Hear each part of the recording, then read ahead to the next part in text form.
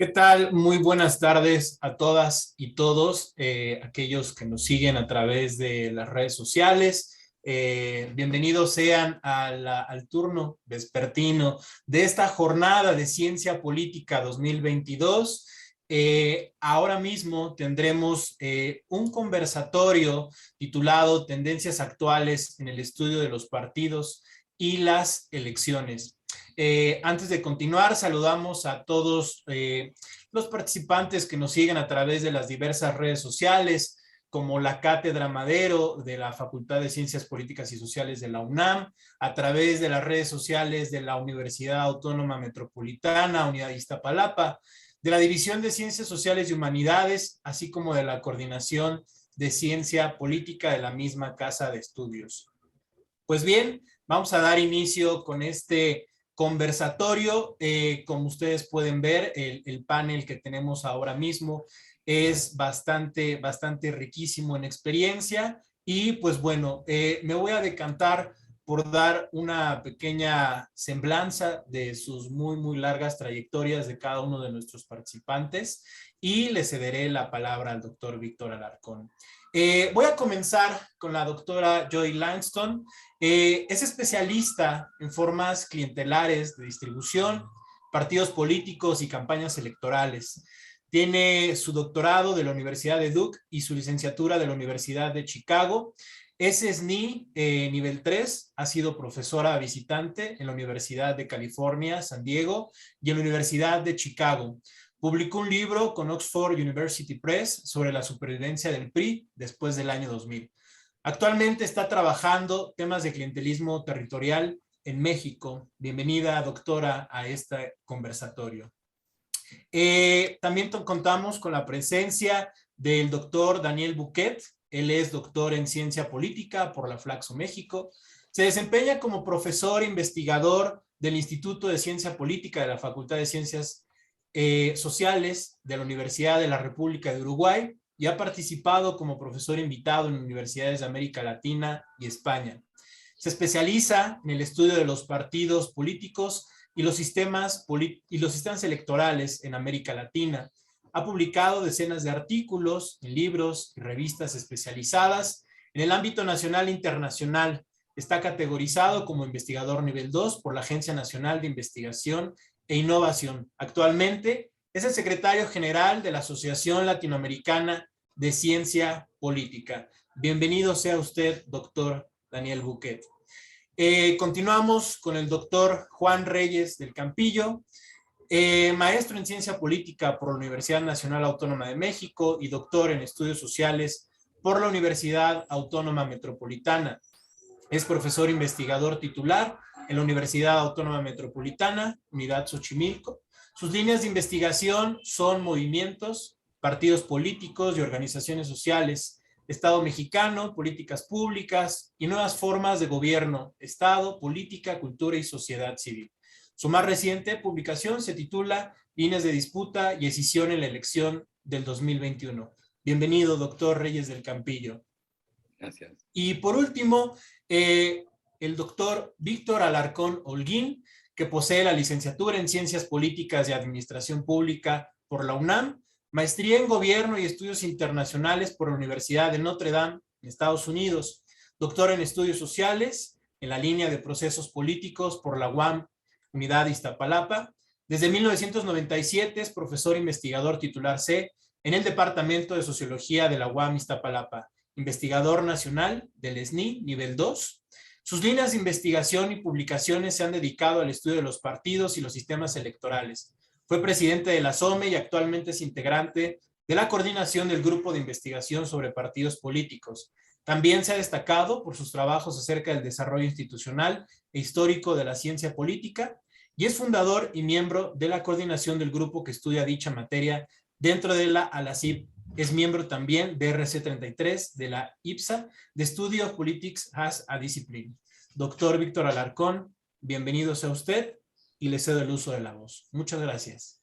Sí, gracias, estimado Omar, y desde luego agradecer a todas las instancias organizadoras, a la Cátedra Madero del INE y la Facultad de Ciencias Políticas y Sociales, obviamente a la coordinación de la licenciatura en Ciencia Política, a través de su titular, la maestra Erika Granados Aguilar, y desde luego las demás instancias que también participan de parte de la UAM, la División de Ciencias y Humanidades, que también están solidarizándose con esta transmisión. Y desde luego agradecer a todas y a todos quienes están a través de las redes sociales siguiendo este evento tan importante como es la Jornada de Ciencia Política de la licenciatura de Ciencia Política en la UAM Iztapalapa. Pues un gusto poder estar en este ejercicio, ¿no? En este conversatorio que hemos ideado, ¿no? Para esta oportunidad e intercambiar algunos puntos de vista, algunas orientaciones y desde luego conocer también mucho de las preocupaciones e intereses que tres destacados colegas, y aquí sí debo decir en primera persona, amigos de muchos años, amiga y amigos de muchos años, que hemos coincidido en este camino del estudio que implica preocuparnos sobre el desarrollo y el desempeño de las democracias contemporáneas a través de una de las dimensiones más significativas como son el estudio de los partidos y las elecciones, ¿no? Y su contribución precisamente a los procedimientos, a los métodos democráticos y a la existencia de gobiernos con calidad. Entonces, quienes nos están acompañando, pues son tres destacadísimos especialistas con trayectorias, como lo vamos a ver en la medida en que podamos ir intercambiando estas ideas. Y en este caso, el de la voz, ¿no? Pues también, en la medida de lo posible, a lo mejor también haré alguna intervención, pero fundamentalmente hemos convocado a la doctora Joan Langston, quien desde ahorita queremos comentarles que por un compromiso laboral ella tendrá que retirarse aproximadamente a las 5 de la tarde para digamos, información del público en general. Entonces, con más razón le agradecemos el tiempo que nos está dispensando para este ejercicio y desde luego la participación de los doctores Buquet y Reyes del Campillo, ¿no? Que desde luego también hay que destacar muchísima la presencia también inestimable de profesor Buquet, quien es el actual secretario general de la Asociación Latinoamericana de Ciencia Política, por lo cual también nos da un realce muy importante y de proyección de este ejercicio hacia otros espacios de trabajo. Y entonces, pues bueno, tomando en cuenta estos referentes, ¿no? Diversos también, el doctor Reyes del Campillo, también expresidente también de la Sociedad Mexicana de Estudios Electorales, ¿no? También que ha también tenido una muy destacada trayectoria en el campo. Y bueno, ¿no? Entonces, con todos ellos, pues, con la doctora Langston y con los colegas Reyes del Campillo y Buquet, pues vamos a hacer un poco este ejercicio de aproximaciones sucesivas a varias dimensiones y a varios aspectos que pues un poquito vamos a intercambiar con algunas cuestiones, ¿no? Que quizá dentro del tiempo que ustedes consideren, digamos, vamos a esperar a ver qué tan dinámico y qué tan fluido nos permita esto en términos de las respuestas, pues abarcar un poquito los diversos temas que tenemos pensado en una primera instancia. Entonces, en primera instancia, en primer lugar, pues un poquito para que el público, ¿no? Termine un poquito a pesar de que ya ha habido una semblanza inicial por parte de Omar Peredo, a quien le agradecemos también la presentación de nueva cuenta, pues un poco lo que yo quisiera que ustedes nos platicaran, con el orden que ustedes consideren, la primera idea, ¿no? El primer argumento que a mí me gustaría que, sobre todo para el público que quizá por vez primera se acerca a estos ejercicios de reflexión colectiva, un poco que nos platicaran en sus propios términos, en sus propias condiciones, un poco por qué se interesaron o qué es, cómo y por qué se interesaron en acercarse al estudio de los partidos políticos dentro del inmenso campo que genera la ciencia política como disciplina, por cómo y por qué o quién fue el que los animó a cada uno de ustedes a, digamos, a interesarse o involucrarse de primera instancia en este territorio particular de nuestra disciplina. Quien quiera tomar el espacio. Adelante. Bueno, pues A yo, ver, yo, Joy, yo me auto, te autonominas. no, ¿verdad?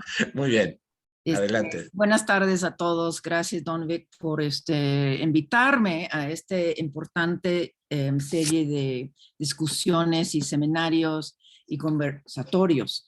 Me dio mucho gusto la invitación en particular de hablar sobre los partidos políticos en América Latina y en particular en mi caso en México, porque creo que los partidos son sumamente importantes como una base para la democracia, no nada más en América Latina, sino en todo el mundo. Yo hago una aserción o una declaración muy fuerte que es sin partidos políticos más o menos estructurados y fuertes, es muy difícil tener democracias estables. Y pongo normalmente los ejemplos de Ecuador, de Perú y peor que nada, de Venezuela, en términos de mis casos fuertes de estados débiles, no, democracias débiles, porque no hay partidos que realmente pueden apoyar el gobierno día a día. Entonces, yo creo que yo me acerqué al estudio de partidos básicamente por una frustración. Cuando yo llegué aquí en México hace ya más de 30 años, yo obviamente había leído la mitad y seguía leyendo la otra mitad de todos los trabajos clásicos sobre el sistema político mexicano y por ende sobre el PRI. Y muchos de estos trabajos me frustraban demasiado. ¿Y por qué? Porque era como la misma repetición de qué era el sistema político mexicano y por ende qué era el PRI. Y a fin y a cabo era imposible definir el PRI aparte del sistema político. Y eso me parecía muy raro porque el PRI, a fin y a cabo, sí es un partido, sí era un partido, a pesar de ser el partido en el poder, el partido hegemónico, etcétera, etcétera. Entonces, gracias a ello, a esta frustración con la literatura tradicional, ambos mexicana como extranjera, decidí que yo iba a estudiar el PRI como un partido, no como el partido hegemónico del sistema político mexicano. Y con eso, obviamente, creció mi interés en el papel de los políticos en una democracia. Y terminando el libro en 16, para su publicación en 17 sobre el PRI y su supervivencia, básicamente lo que aprendí es que sí, los partidos son fundamentales, sin embargo, los políticos partidistas hacen todo lo que pueden hacer para debilitar y espero que no, pero parece que debilitar y poner fin a sus propias organizaciones partidistas. Entonces estoy muy preocupada por los partidos en México. También los partidos en América Latina no parecen estar mucho mejor de salud y por eso me interesa mucho hablar de este tema. Gracias, Víctor. Sí, ¿quién quisiera? Juan, te escuchamos. Víctor. Mira, mi tesis de licenciatura en la Facultad de Ciencias Políticas de la UNAM fue sobre el Frente Electoral del Pueblo, una organización que buscó su registro para participar en las elecciones de 1964, ¿no? En la elección presidencial. No lo consiguió, básicamente por el régimen autoritario que imperaba en México. Pero bueno, a mí y a otros colegas, compañeros, nos interesaba conocer la historia, digamos, de las organizaciones de la izquierda mexicana, ¿no? Marginadas, desde luego, de la cuestión electoral, ¿no? Como el Movimiento de Liberación Nacional, el Partido Comunista y también, bueno, el Partido Popular Socialista, ¿no? Nos interesaba, digamos, eso. O sea, la entrada para mí no es tanto por las elecciones, es por los partidos, ¿no? Pero bueno, algún momento se van a cruzar. Tiempo después, ya en los años 80, junto también con otros colegas ya en la UAM, desarrollamos un proyecto de investigación que tenía por nombre Reconversión Industrial y Modernización Política, en el cual, bueno, yo llegué, digamos, al tema de las elecciones y la democracia. La democracia obviamente era un imperativo para alcanzar la modernización política en nuestro país.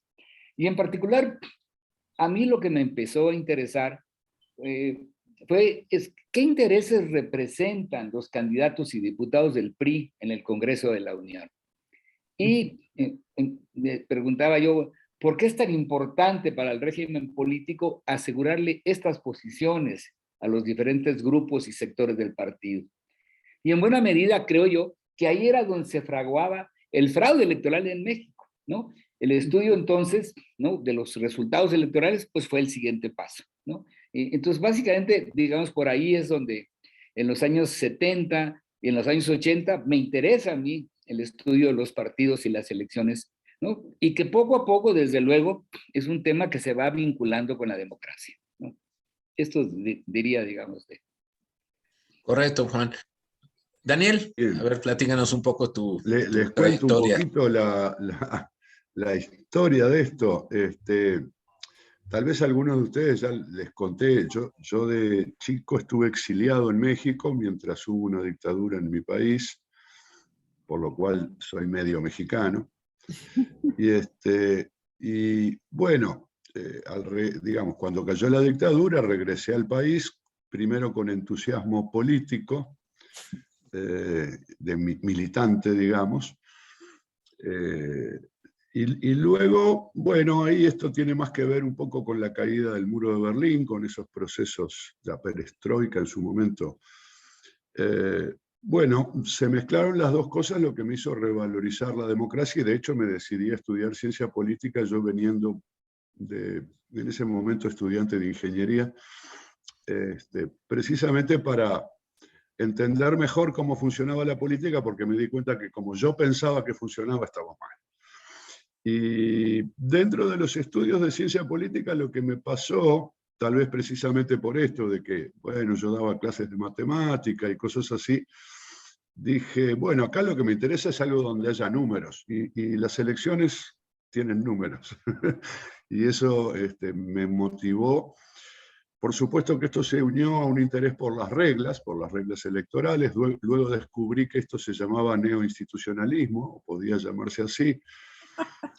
Obviamente, más allá del estudio de los partidos tradicionales de Uruguay, que pasé a revalorar, digamos, pero al mismo tiempo, bueno, yo diría, Sartori, que fue un texto, el libro Partidos y Sistemas de Partidos de Sartori, que fue como un libro central en mi formación como politólogo, sería como una primera,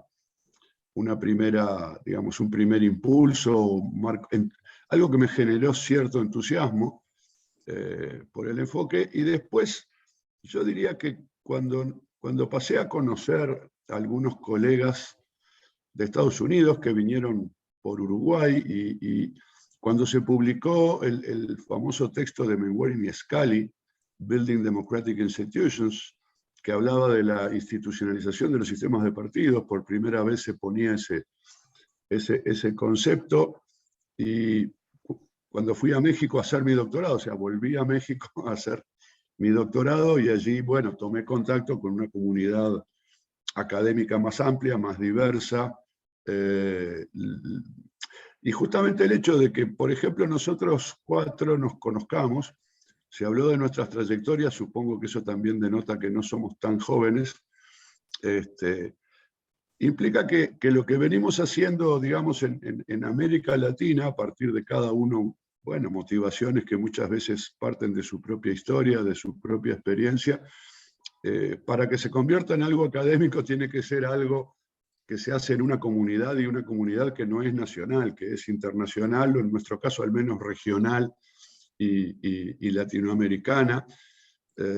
Por eso ha sido tan importante la creación de ALACIP. No quiero abusar y pasar un aviso no pago, pero también recuerdo los congresos de la SOME, que empezaron siendo nacionales y luego pasaron a ser internacionales, o seguramente para todos nosotros en su momento los congresos del ASA, ¿no? Que más allá de que es algo súper amplio, tiene un espacio para el estudio de los partidos políticos, entre otras cosas. Muy bien, querido Daniel.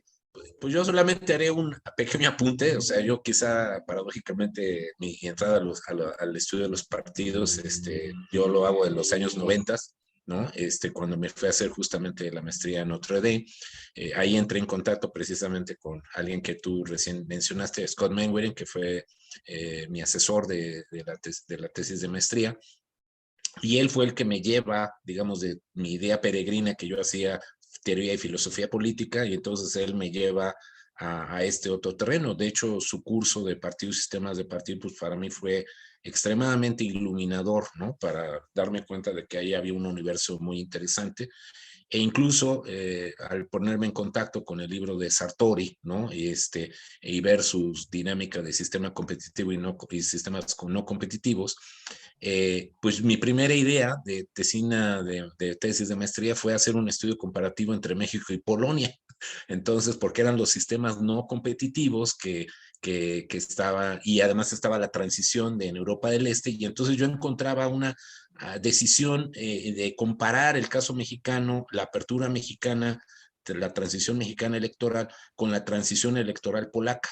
Entonces, pues bueno, ¿no? O sea, finalmente ese ejercicio quedó trunco porque saqué un artículo en Foro Internacional sobre los cambios del sistema electoral polaco, pero ya no quedaron reflejados en la tesina en trabajo de maestría, que finalmente lo hice sobre el PRI en el sexenio de Salinas, ¿no? Que básicamente eran los cambios que se estaban operando concretamente en ese partido político.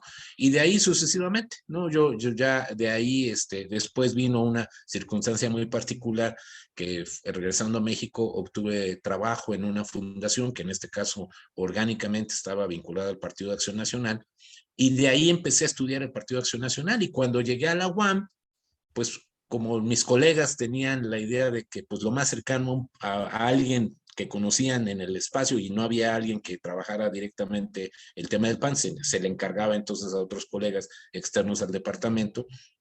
Entonces a mí se me quedó asignado el tema del PAN, cosa que he seguido hasta la fecha. Cuando se hacen anuarios de elecciones y partidos en la UAM, pues yo justamente pues tomé ese espacio y que he desarrollado hasta la fecha, y ya pues todo lo demás que fue haciéndose y desarrollándose al paso del tiempo, ¿no? Entonces, digo, para la ilustración del público, pues creo que estas trayectorias que estamos conociendo de manera muy particular, pues bueno, denotan momentos muy específicos en donde las decisiones, sobre todo de acercamientos a lo metodológico, pues sin lugar a dudas, como ya incluso lo ha mencionado, por ejemplo, Daniel Buquet, con respecto a lo mejor un acercamiento con respecto al neoinstitucionalismo, a los temas del clientelismo, a los temas de la organización misma, ¿no? De los movimientos y cómo se convierten en partidos, o sea, las diversas trayectorias que aquí nos han mostrado en primera instancia nuestros colegas, pues haría válido preguntarnos, y este sería como el siguiente tema, un poco cómo están viendo o desde dónde están viendo la buena o la mala salud de las metodologías que estamos utilizando en el estudio de elecciones y partidos. O sea, a dónde se considerarían las principales fortalezas y las principales debilidades de las metodologías que estamos viendo en este momento en nuestro campo de estudio. ¿Cómo les gustaría? Si quieren, podemos tomar el orden que quieran, ¿eh? O sea, no. Si quieres, ¿Sí? empiezo ahora yo. Bueno, órale. Bueno, la verdad es que en mi caso, me parece que igual que ustedes, varios de ustedes, la influencia más sólida y duradera, sin duda, ha sido la obra de Giovanni Sartori. Partidos y sistema de partidos, junto con otras cosas. La verdad es que asumir que las fuerzas políticas se desenvuelven alrededor, digamos, de las interacciones que desarrollan, a mí en lo personal me pareció muy cerca de una idea que había planteado o que planteó hace muchísimos años Gramsci, Antonio Gramsci, en las notas sobre Maquiavelo, en donde señalaba que cualquier estudio sobre los partidos políticos tenía que estar necesariamente relacionado con su entorno, en el contexto en el que se desempeñaban. A mí me pareció que podían relacionarse estas dos cosas. O sea, cualquier estudio sobre los partidos políticos tiene que ver con un contexto, pero también tiene que ver en cómo se relacionan y cómo interactúan los partidos entre ellos. Entonces, me pareció pues que esta idea de sistema de partidos, ¿no? En particular esa que tú mencionas, ¿no? En el caso mexicano, de los partidos sistemas de partidos no competitivos, ¿no? Me parecía que nos abría una enorme carretera en los estudios, en el caso de la democracia y las elecciones en México. Ahora, desde luego, con el tiempo, otros autores, yo podría considerar a Peter Mayer, ¿no? a Liebhardt, ¿no? Que también han trabajado o trabajaron mucho. Digo, Mayer ya no está con nosotros, pero hicieron muchos trabajos para hablar de cómo se relacionaban los partidos, cómo interactuaban, y sobre todo, en el caso de Mayer, cómo evolucionaban los sistemas de partidos, ¿no? Ahora, yo diría, en términos de mi investigación o de nuestras investigaciones, esta idea de las clases o tipos de sistema, ¿no? En el caso de la idea de sistema de partido hegemónico, pues yo creo que fue fundamental para avanzar en el análisis de la democracia, de los partidos, de las elecciones en México. Y bueno, yo diría, sobre todo para explicar la transición política en nuestro país. Y bueno, a mí un concepto que sigo utilizando, que me parece muy importante, que debemos recuperar todo el tiempo, es esta cuestión del formato y la mecánica que desarrolló Sartori. ¿En qué sentido? Bueno, yo creo que si bien el formato era casi unipartidista en el sistema mexicano, este pasó con la transición a un sistema pluripartidista, ¿no? A un formato. Sin embargo, pudimos observar durante mucho tiempo que en México estas interacciones eran, por un lado, en ciertas regiones del país, el PRI, digamos, confrontado con el PAN. Mientras en otras partes del país era el PRI confrontado con el PRD, ¿no? Y bueno, hoy en día, algo que me parece fundamental en el análisis, sobre todo de los sistemas, del sistema de partidos mexicano, y yo creo que es algo que se está generalizando en muchas partes del mundo. Tal vez Daniel nos pudiera platicar del caso uruguayo, que yo lo veo que se está asemejando muchísimo, es el que si bien tenemos un pluripartidismo en términos del formato, estamos encontrando una mecánica bipolar, ¿no? O sea, en el caso nuestro, pues, vemos claramente que se están conformando hoy día dos grandes coaliciones que se están confrontando en elecciones locales, ¿no? Desde el año pasado, este año, el que sigue y lo que viene en 2024, ¿no? Entonces, bueno, a mí me parece que esto es muy importante, ¿no? Que de alguna manera, después de muchos años, está haciendo que se asemejen el sistema de partidos en México con muchos sistemas de partidos en el mundo, ¿no? Esto me parece a mí muy importante, ¿no? Y bueno, desde luego, insisto, los términos, los planteamientos de Sartori, pues siguen siendo muy actuales, ¿no? Muy, muy actuales, y sobre todo, insisto, por esta idea muy sólida, muy fuerte del formato y la mecánica.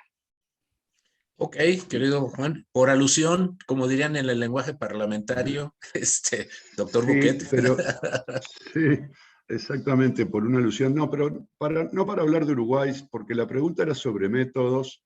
Claro, y yo quería matizar un poco y discutir un poco, si quieren, sobre la vigencia de Sartori, porque obviamente su trabajo es un clásico y como tal va a estar vigente siempre.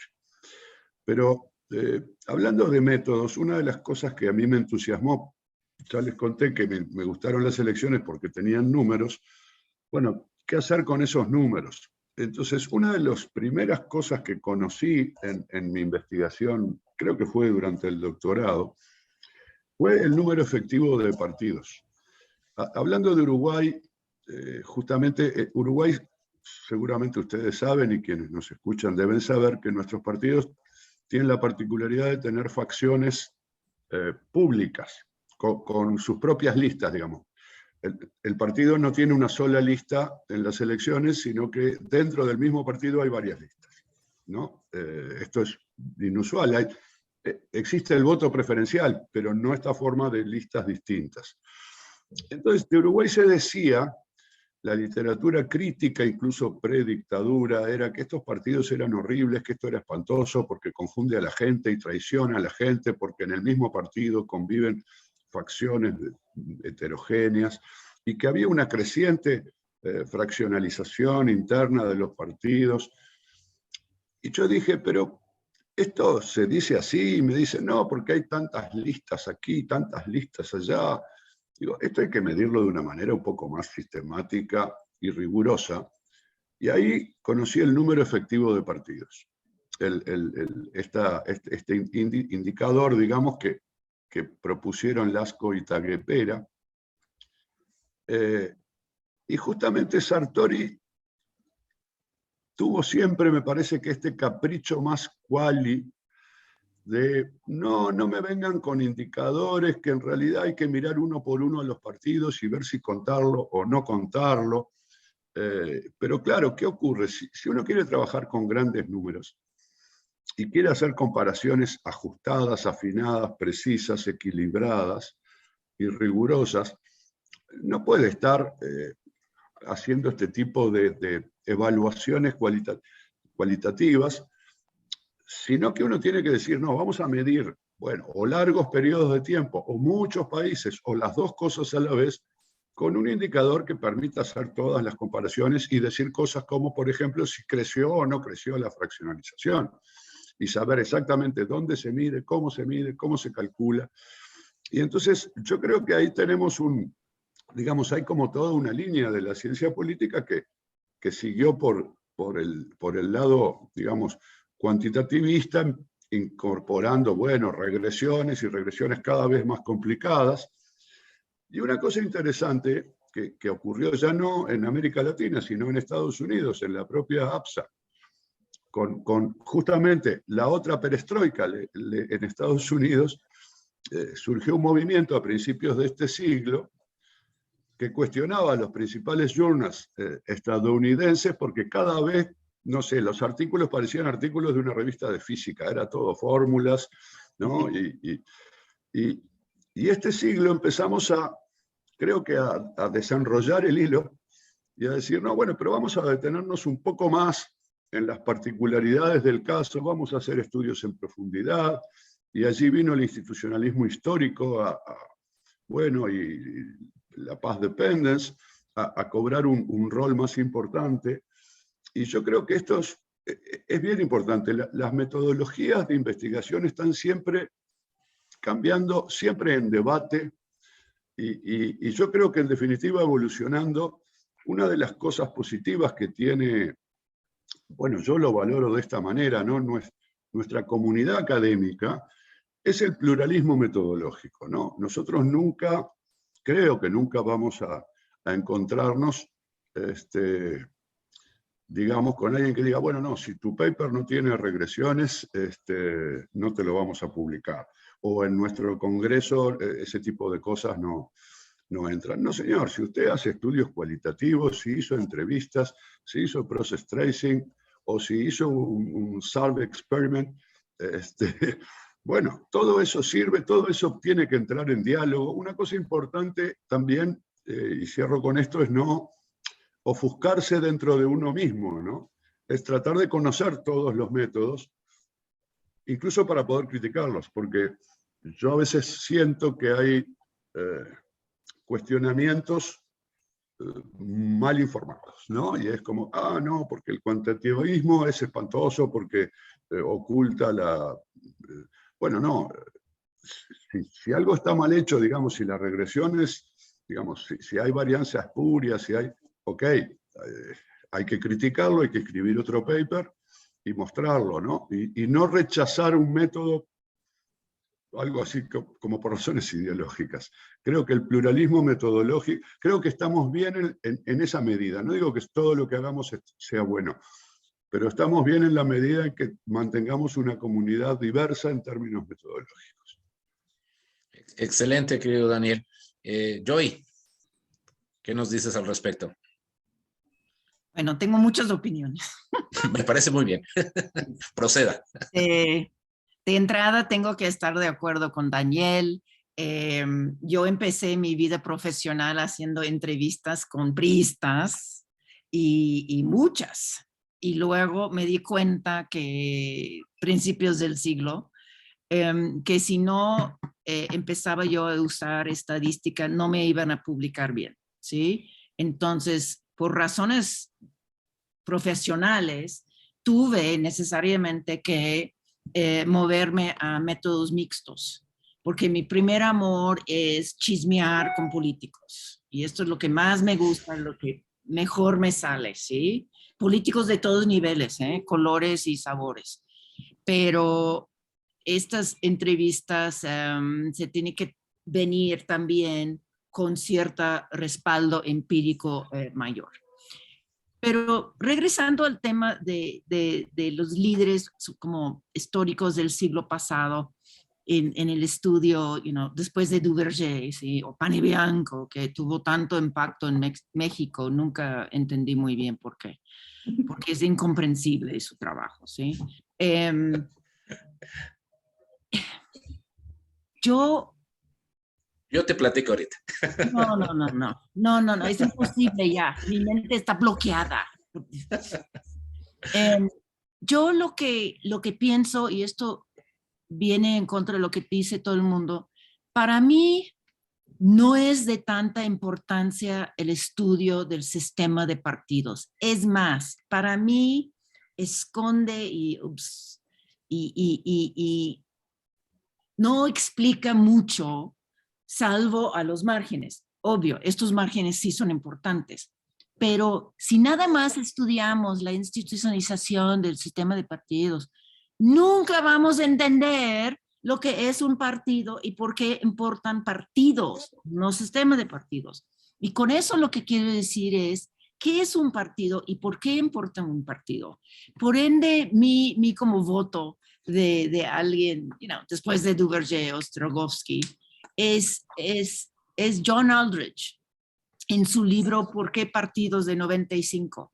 Y es porque él no habla, gracias a Dios, de sistema de partidos. Él habla de por qué existen partidos y qué ventajas le dan a los políticos ambiciosos y mediamente racionales. No quiero decir que siempre sean racionales, y nada más hay que ver lo que está pasando hoy día en México para ver qué tan cierto es que no son siempre racionales.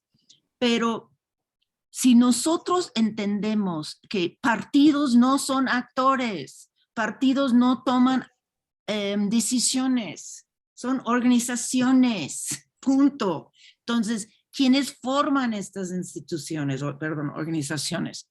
Dos cosas, actores ambiciosos normalmente que son candidatos o legisladores, ejecutivos, líderes partidistas, etcétera.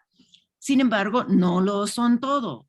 Trabajan dentro de un mundo de reglas constitucionales y reglas institucionales, o sea, dentro de su propio marco partidos, porque sí, aquí en México les encanta hacer reglas y nuevas reglas y otras leyes que producen más reglas para los partidos, ¿sí? Porque yo creo que les chocan los partidos y tienen que regularlos, ¿no? Porque, la política es fea. Pero de ahí en fuera, ¿qué son partidos? Son formas de bajar los costos de búsqueda de información para votantes, son maneras de movilizar votantes y son coaliciones o estas coaliciones duraderas, ¿sí?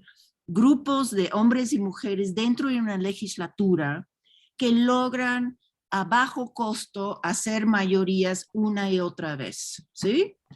Y para eso sirven los partidos. Obvio, los partidos compiten con otros partidos. Y eso, cómo y cuántos son, si es un sistema de partidos y si es importante estudiarlo, no lo niego. Pero simplemente si nada más estamos estudiando, cuántos partidos y si es centrífugo o es no sé qué, no vamos a avanzar mucho.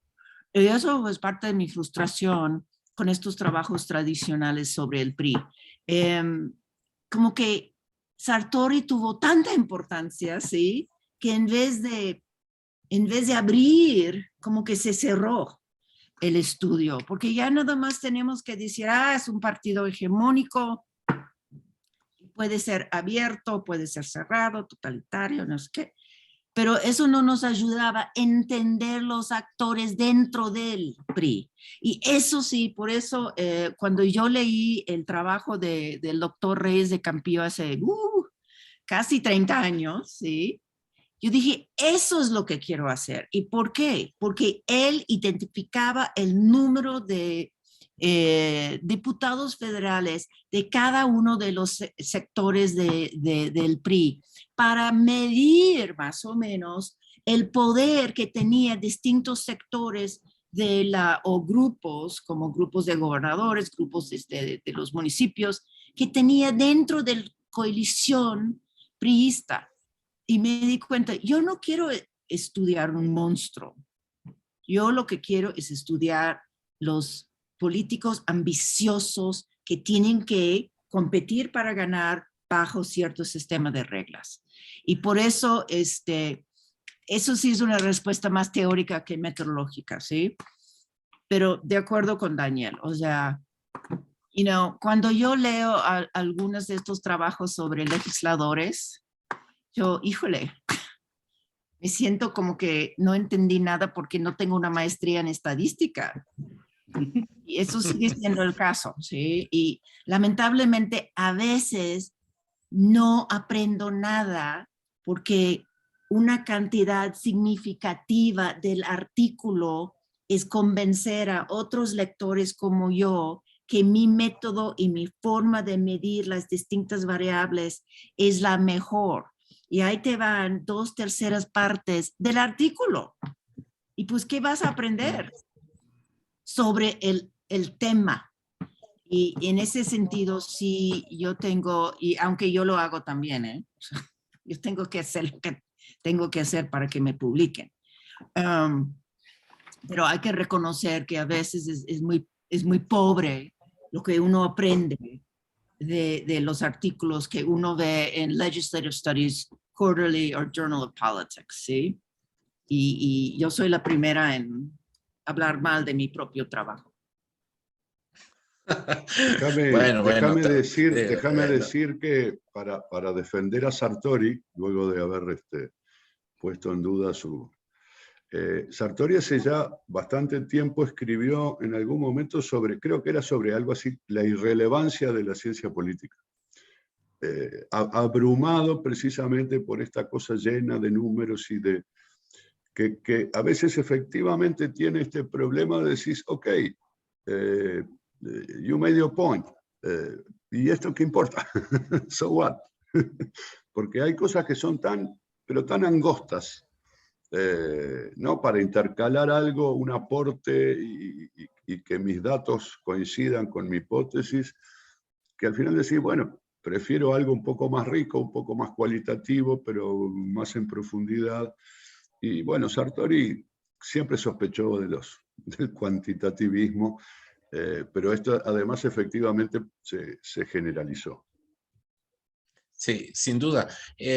Ahí, digamos, Joy mencionaba el caso de Panebianco y sí me gustaría un poco tomar esta mención que hace Joy de por qué la fascinación por Panebianco. Y yo me declaro culpable dentro de esos fascinados por Panebianco. Por eso un poquito creo que vale la pena tomar el balón que puso Joy sobre la cancha. Y es muy buen balón porque creo que sí es un efecto de un campo de interpretación que ha dominado, yo diría, sobremanera en muchos de los estudios sobre partidos. O sea, es decir, realmente la forma en que Panebianco tomó peso, sobre todo con este concepto de la famosa coalición dominante, que es un híbrido entre lo de Ostrogorsky, entre Michels, entre Weber, o sea, cómo retomó eso, y su famoso concepto de la institucionalización, es decir, cómo los partidos políticos finalmente se formalizan o no se formalizan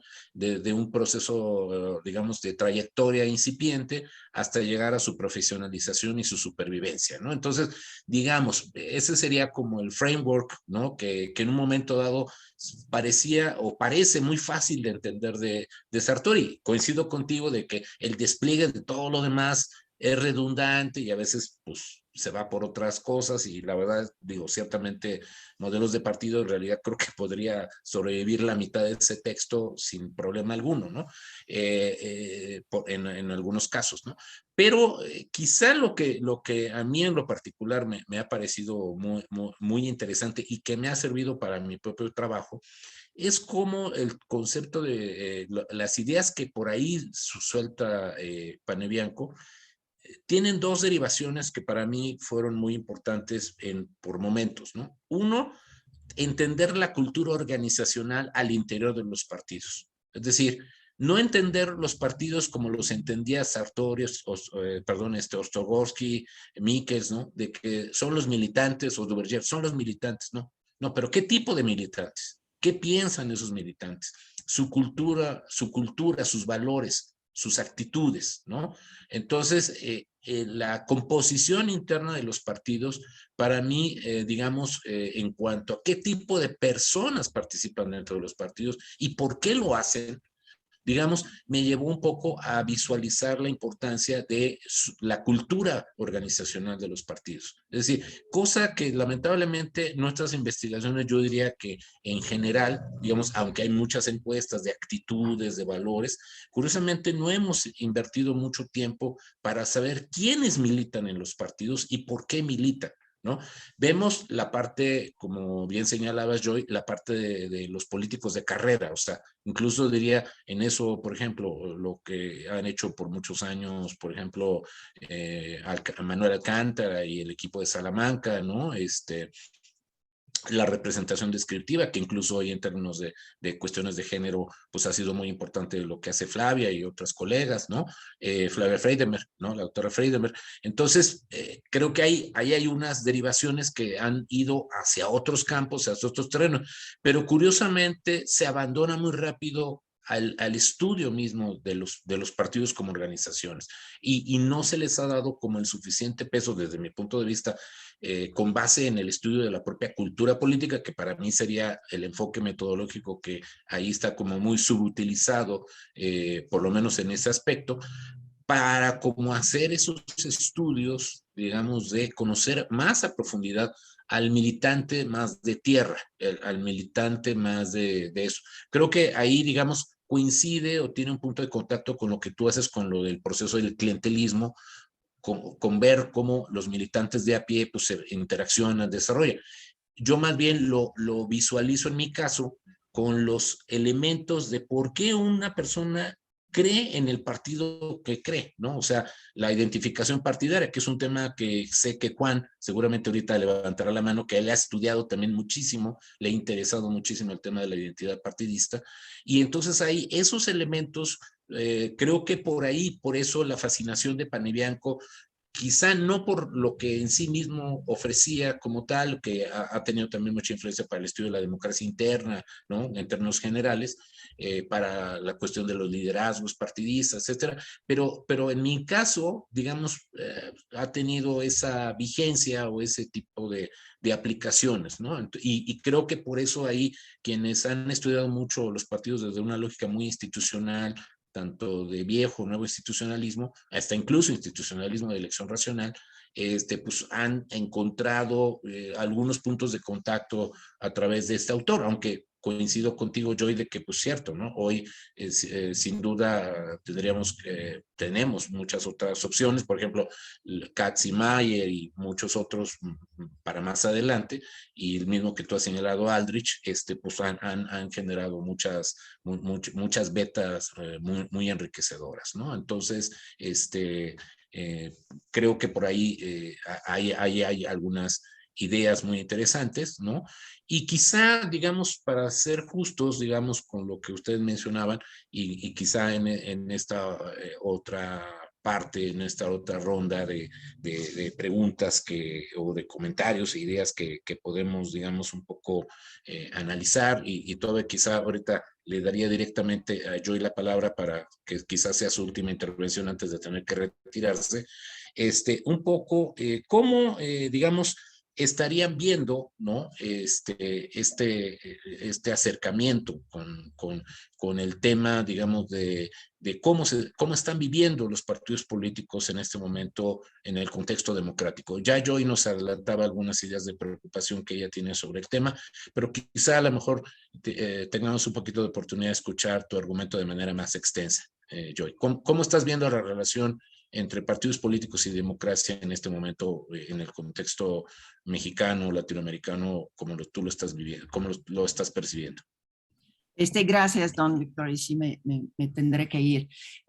Yo estoy muy preocupada porque, y les quiero recomendar un gran artículo escrito sobre como la muerte o el colapso, mejor dicho, de 3 partidos en Perú y el sistema de partidos también en Perú antes de Fujimori, que luego le ayuda a ganar las elecciones sin un partido fuerte, y luego cuando no puede gobernar porque no tiene un apoyo en la legislatura, o sea, un partido suyo, básicamente hace su autogolpe, y con eso Perú vive, no sé, 8 años de dictadura.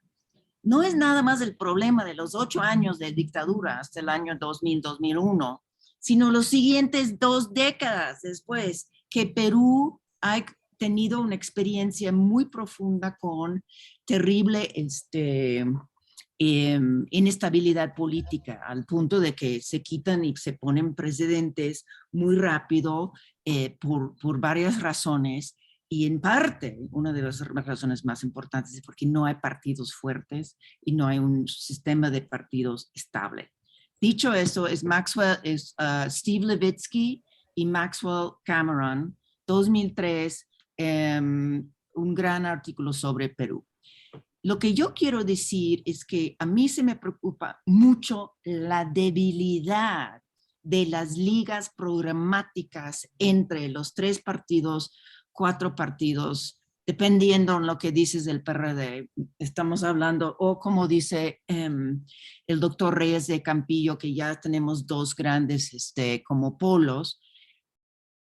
Yo creo que los partidos no tienen ligas muy fuertes, programáticas con sus votantes, porque ya no es necesario, porque pueden usar medios masivos de comunicación tradicionales y nuevos, como las redes sociales, durante campañas, o clientelismo durante campañas y entre campañas, para ganar votos y movilizar votantes. Al debilitar estas ligas o de identificación partidista o programáticas, lo que estás haciendo es poniendo todo el trabajo en las campañas, y eso puede ser muy peligroso, como los 3 partidos tradicionales vieron en las elecciones presidenciales y concurrentes de 2018. Lo que yo nunca he entendido, pero sigo intentando entender, es por qué los líderes partidistas en México de los 3 partidos tradicionales, y también por lo visto en Morena, hacen todo lo humanamente posible para alejar, distanciarse de los votantes, de no utilizar programas de paquetes de reformas económicas y de programas sociales, para no tener que comprar el voto a través de relaciones extensas de clientelismo o de campañas en medios masivos de comunicación. A mí me preocupa mucho que los partidos, como yo escribí un artículo, ¿por qué los partidos hacen trampa. Y es por qué los líderes partidistas en México hacen tantos, todo lo que es humanamente posible para hacer trampa contra el otro partido, contra el INE, contra el TRIFE, contra el votante, contra partidos nuevos, en un juego donde los partidos siempre ganan y todos los demás actores, incluyendo los votantes, pierden. Y eso lo escribí justo durante el cambio de 18 a 19, cuando los partidos políticos mexicanos tradicionales sufrieron esta tremenda derrota electoral. Y hay que reconocer que es por su propia culpa. Hicieron todo lo posible para que los votantes lo rechazaron. Y ya con eso, lamentablemente, me tengo que ir a la otra junta que tengo. Pero muchas gracias, Víctor, otra vez por la invitación. Gracias, doctor Reyes. Gracias, Daniel. Es un enorme gusto verte después de tantos años de no ir a LASA por la pandemia. Y gracias a la UAM y Omar por ayudarnos con todos los detalles. Buenas tardes. Gracias, Joy. Muy agradecido por tu participación y pues bueno, aquí seguimos en contacto. Un gusto. Bye. Bye. Bueno, pues Joy deja calientita la mesa. Reacciones, aunque ahora sí podemos hablar mal de ella. No es cierto. A ver, yo creo que en parte la visión que tiene Joy, y sí nos deja aquí como en la muchos temas, sí, sin duda, muy rico lo que dejó sobre la mesa. Bueno, es que no estoy de acuerdo con el análisis del sistema de partidos. Bueno, pues yo creo todo lo contrario, porque creo que el asunto del sistema de partidos es básicamente la competencia. Y ahí está todo lo que ella está diciendo, ¿no? Ahí están los actores, ¿no? Es que están luchando, están buscando, los partidos lo que están buscando son votos, ¿no? Y están compitiendo por los votos, y no solo por los votos, por más cosas, por recursos, por políticas públicas, ¿no? Por tener el gobierno, en fin. Esos son los partidos, y obviamente pues por eso se meten las zancadillas que se meten. Ahora, yo creo que probablemente es que así como los partidos están evolucionando, los partidos son, o sea, hoy, por ejemplo, hablar de partidos de masas es una aberración, porque no existen los partidos de masas, no hay partidos de masas como tales, como los entendíamos hace un siglo o un poco menos, ¿no?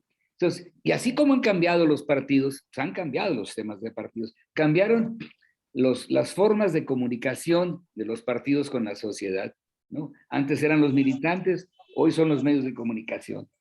Y bueno, esta idea del clientelismo, pues hay que tener mucho cuidado, porque si estamos pensando en ese clientelismo, digamos, en donde es el clientelismo del pasado, donde hay una especie de relación, el de arriba con el de abajo, ¿no? Cuando precisamente hoy en día hay un clientelismo que tiene que ver con lo programático, ¿no? Es así tan sencillo. O sea, el clientelismo tiene que ver con los programas, ¿no?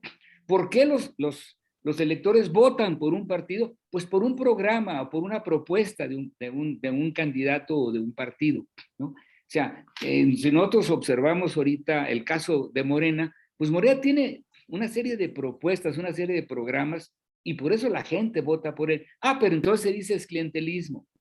Yo creo que hay que distinguir el clientelismo del pasado con un clientelismo moderno, ¿no? En donde están precisamente los partidos políticos, están presentes los partidos, porque tienen programas, tienen propuestas, y yo voto por así sea la propuesta de que me va a dar beneficios, que me va a dar recursos o dinero por ser adulto mayor. Bueno, pues la gente vota por eso, es un programa, es un proyecto. Entonces, pero entonces es clientelismo, porque entonces se vuelven clientelas. Desde luego, los partidos tienen clientelas, eso no tengamos ninguna duda, pero no son esas clientelas en donde te doy a cambio ¿qué? Por tu voto, ¿no? Yo creo que hay que distinguir, ¿no? Muy fuertemente en esta cuestión. Ahora, desde luego, yo creo que hay otros temas, ¿no? Que están, porque podemos decir, bueno, la verdad es que la democracia no puede entenderse sin partidos y sin elecciones, ¿no? Ciertamente hoy en día existen otros mecanismos de participación y otras organizaciones que buscan intermediar entre Estado y sociedad. Sin embargo, yo creo que hoy los partidos, bueno, en el caso al menos mexicano, tienen una presencia nacional y las elecciones se desarrollan con una frecuencia que es muy precisa, son fechas establecidas y tienen una larga data. O sea, no se interrumpen las elecciones, ni la pandemia pudo interrumpir elecciones, ¿no? Y bueno, yo creo que la participación ciudadana se mantiene muy alta, ¿no? O sea, entonces, sí es una forma de participación y está presente. El problema es que hay otras formas de participación. Esto quiero decir, si nosotros pensamos que la democracia procedimental es la única que debe subsistir, como a veces pienso que en el INE se entiende, o sea, el INE está feliz con la democracia procedimental, pero la democracia es algo más, ¿no? que los meros procedimientos, y tiene mucho que ver con el juego de las fuerzas políticas, con las relaciones que establecen entre las fuerzas políticas. Y bueno, decía yo, es que los partidos, pues, o sea, se tiran a matar, casi decía. No, pues sí, quieren ganar, ¿no? Ellos quieren ganar. Pero nosotros sabemos que si no tienen votos no ganan, ¿no? Esa es, digamos, la lección que hoy en día entendemos y que todos estamos de acuerdo. Sí, a ver, Daniel, también tu reacción un poquito sobre los temas que dejó un poquito Joy sobre la mesa, ¿no? Y quizá también desde tu lectura, desde tu expectativa, ¿cómo estás viendo ese problema, sobre todo ahora con las menciones que ella hacía de Perú, quizá ahora en otros países de la región que también están experimentando, digamos, problemas de inestabilidad importantes, o quizá algunos países de Centroamérica que también han estado con esta crisis de sistema de partidos de manera muy recurrente? Sí, déjame ir. Primero les quiero contar una anécdota sobre Pane Bianco. Vale. Mi primer trabajo docente fue ser el ayudante de mi profesor de partidos políticos, acá en Uruguay. El curso que yo hice era básicamente Michel Duverger-Sartori, ¿no? Entonces, ahí por el año, no me acuerdo si fue el año 92, que me, digamos, designan como ayudante del profesor. Yo le digo, Pablo, mirá, ahora está este libro de Pane Bianco sobre partidos. A mí me ha parecido una cosa imponente. Capaz que podemos incorporarlo al curso. Y Pablo me dice, sí, dice, pero habría que leerlo. Y vos sabés que hasta ahora es un libro que no he podido leer. Es decir, no es que no lo haya intentado. Pero yo tengo un poco esa sensación de Joy que es entreverado. Que no terminás de encontrar, decir, acá está, claramente, no tiene eso de Sartori, ese gancho que dice, bueno, estos son mis tipos, no, formato, mecánica, tipología. Creo que le falta algo de eso y yo, lamentablemente, como tampoco me interesé mucho por estudiar la organización interna de los partidos, más allá de que finalmente la estudiás, porque cuando estudiás cómo funcionan los partidos, cómo compiten en las elecciones, cómo seleccionan sus candidatos, inevitablemente vas a su lógica interna.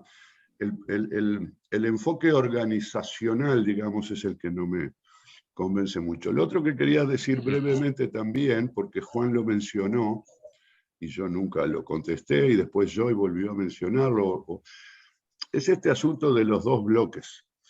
Y lo primero que quiero decir es que el fundamento de esto está en el mismo trabajo de Aldrich. El argumento teórico de Aldrich, que por cierto es un argumento que podríamos llamar de economía política, o de rational, digamos, de modelos formales rational choice, para ser más claros, lo que pretende proponer es decir, bueno, mira, si hay una legislatura en la que hay que decidir por mayoría, lo que conviene es armar un partido de la mayoría, ¿no? A todos les sirve. Y obviamente al haber un partido de la mayoría, queda del otro lado un partido de la minoría. Y esos son los dos bloques de la democracia. en América Latina teníamos como este problema sartoriano de la fragmentación, que es mala la fragmentación. Peor porque teníamos el problema linceano del presidencialismo. Y es, como dijo Mayweather, presidencialismo y multipartidismo, la combinación difícil. Pero ¿qué pasa? Yo creo que Lince estaba equivocado también, y lo que ha pasado en América Latina con sistemas multipartidarios, cuando es bipartidista esto no es necesario, obviamente, es que se forman estas mayorías a través de coaliciones, que bueno, en algunos casos son muy inestables, el caso de Perú es paradigmático. Un poco bueno, el presidencialismo coalicional que ha estudiado Tim Powers, por ejemplo, ¿no? Exacto, entre otros, ¿no? Sí, presidencialismo de coalición, como le llaman en Brasil. Pero básicamente se trata de distintas formas de coaliciones que lo que terminan armando son bloques. Y bueno, digamos, yendo un poco a este otro asunto de la actualidad de los partidos, los problemas de la política, de acuerdo, los partidos son indispensables. Yo creo que hay un problema con los políticos, hay dos problemas claves con los políticos. El primero es que los políticos tienen una ambición inconfesable. Los políticos, tal como lo vemos nosotros muchas veces, bueno, básicamente se mueven por su ambición. Por algo quieren ser legisladores, presidentes, alcaldes, gobernadores, y se presentan en las elecciones. Ahora, el político no puede decir, no, a mí lo que me interesa es ganar las elecciones, ¿no? Como decía Downs, bueno, el partido hace el programa para ganar las elecciones, no es que gana las elecciones para implementar un programa. Pero claro, los políticos obviamente no pueden decir esto de esta forma y dicen, no, yo lo que quiero es mejorar el país. Ok.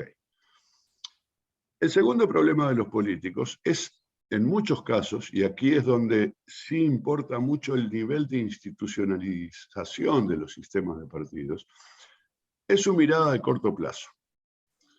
Los políticos quieren ganar las elecciones y las quieren ganar ya. No, nunca piensan, tal vez me convendría perder ahora y ganar en la próxima porque ahí, por ejemplo, voy a tener más madurez, voy a tener una mayoría más cómoda en lugar de tener que aliarme con alguien que no me gusta como aliado. Y entonces, digamos que en esta fórmula donde la política, ya se ha dicho, es poco programática, se vota mucho por la persona, por el caudillo, se utilizan mecanismos clientelares, etc.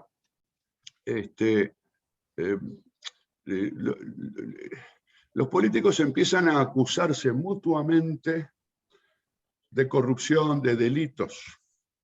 Es decir, yo veo que crecientemente en los sistemas políticos, más que el debate ideológico, el debate clásico de izquierda y derecha, que es el más legítimo de todos los debates, la izquierda dice, no, bueno, vamos a tomar más dinero a través de los impuestos a los sectores más poderosos para distribuirlos entre los sectores menos poderosos, y la derecha dice, no, eso no sirve porque eso quita incentivos para la inversión, para la empresa, y entonces frena el crecimiento de la economía y al final te vas a perjudicar, y entonces lo que hay que hacer es bajar los impuestos.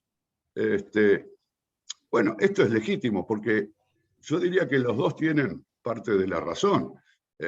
Pero ¿qué pasa? Ese debate, por temores, alguien dice, no, bueno, yo no me voy a mostrar tan liberal, el otro dice, yo no me voy a mostrar tan izquierdista. Dice, no, lo que pasa es que estos son ineptos o son delincuentes.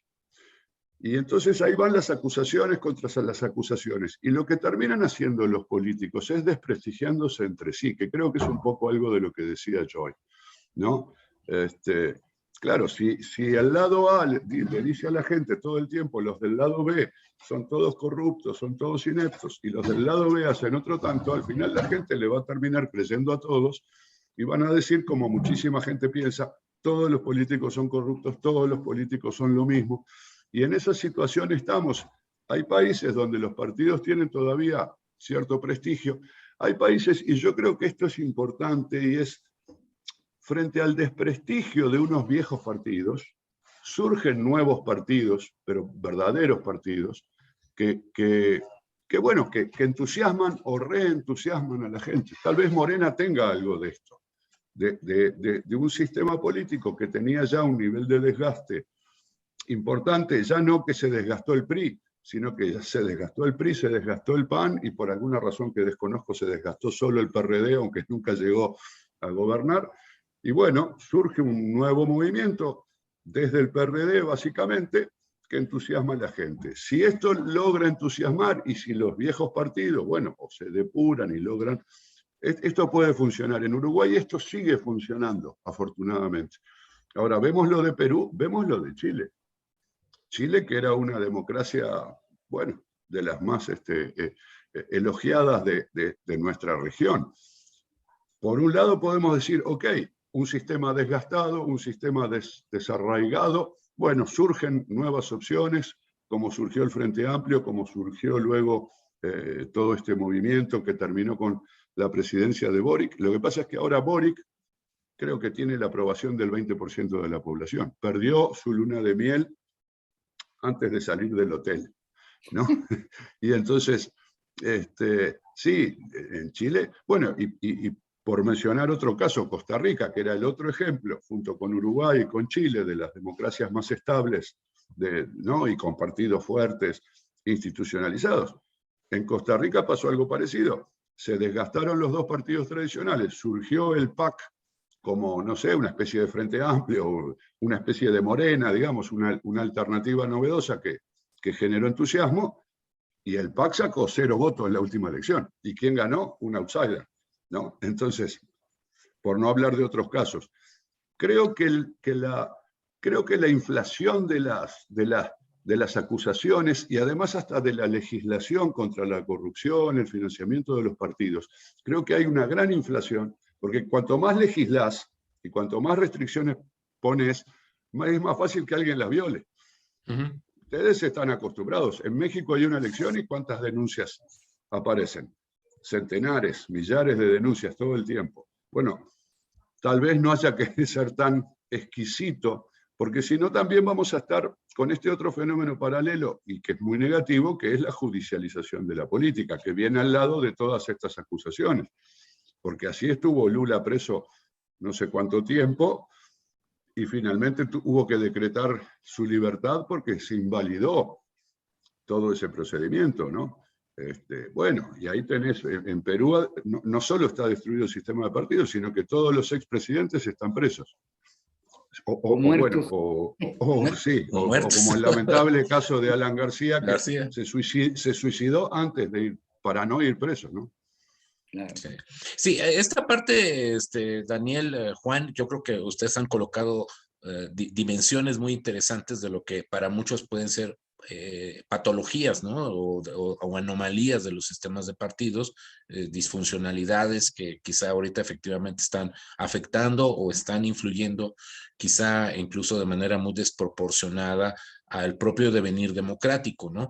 Yo en ese sentido me atrevería un poco a pensar, o sea, la extrapolación de Juan decía, ¿no? Por ejemplo, la excesiva presencia o, digamos, protagonismo que a veces tienen las instituciones, ¿no? O sea, es decir, lamentablemente a veces los propios partidos también han generado o han inflado, ¿no? Han generado ese fenómeno, como tú también lo señalabas, Daniel, incluso con la judicialización. Es decir, el problema es que los mismos partidos fueron empujando en esta idea de la desconfianza mutua, fueron creando también o fueron alterando, distorsionando procesos que debieron haber sido, digamos, quizá desde mi muy modesta opinión, procesos que debieron haberse seguido manteniendo al interior de los propios partidos políticos, es decir, sus capacidades para resolver sus asuntos internos, candidaturas, cultura política, formación de valores, es decir, los procesos en los que normalmente los partidos políticos debían cumplir con esa labor de educación, de socialización y de incluso formación ciudadana, ¿no? Es decir, curiosamente, muchas de esas tareas que se trasladaron, ¿no?, a esas propias instituciones, y claro, esas propias instituciones, al recibir esas encomiendas,